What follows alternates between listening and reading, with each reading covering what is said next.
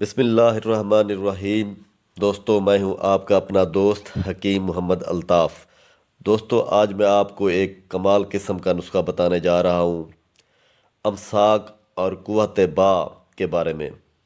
یہ ایک ایسا نسخہ ہے جس کے رزلٹ 7 سال تک قائم و دائم رہتے ہیں۔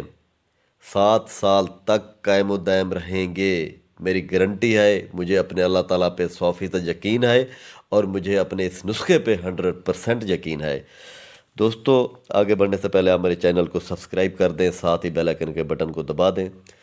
دوستو، ایک بات یاد رکھیں، قوت با اور امساک قائم رکھنے کے لیے لازمی ہے کہ آپ کا بدن قوی ہو، آپ کا جسم صحت مند ہو، آپ کے اعضائے رئیسہ صحت مند ہوں، پھر جا کے آپ کی قوت با اور جو ہے نا وہ امساک قائم و دائم رہتا ہے۔ جب آپ کے دوسرے اعضاء صحت مند نہیں ہوں گے تو کبھی بھی آپ جو ہے نا وہ آپ کی قوت با قائم نہیں رہ پائے گی۔ تو ایسے مختلف حکم آپ بتاتے رہتے ہیں، یہ کر دیں وہ کر دیں، لہذا تشخیص پہلے ہوتی ہے، تجویز بعد میں ہوتی ہے۔ کمال کا نسخہ ہے، آپ نوٹ فرما لیں۔ نمبر 1، نخود، لوبیا، باقلا، فندق ہر ایک 35 گرام، دار چینی، فلفل دراز، شطرنج، سونڈ، تخم اجرا، تخم مولی، کنجد، خبز الحدید، صنوبر، زرامند ہر ایک 25 گرام، شکاکل، حبۃ الخضرا، تخم گزر ہر ایک 17 گرام، عود 14 گرام۔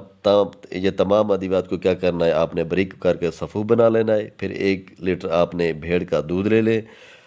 جتنی ادویات انگریڈینٹس میں نے آپ کو بتائے ہیں، اس کے برابر وزن آپ شہد لے لیں۔ دودھ اور شہد کو مکس کر کے نرم آگ پہ رکھ کے اس کو اتنا گرم کریں کہ جب وہ جمنے کے قریب ہو جائے تو اس میں ترنجبین 175 گرام اضافہ کر دیں۔ پھر اس کو اتار لیں، ٹھنڈا کر لیں۔ ٹھنڈا ہونے کے بعد جو صفوف آپ نے بنایا ہے، مختلف جڑی بوٹیاں میں نے آپ کو بتائی ہیں انگریڈینٹس، تو وہ صفوف اس مجون میں شامل کر دیں۔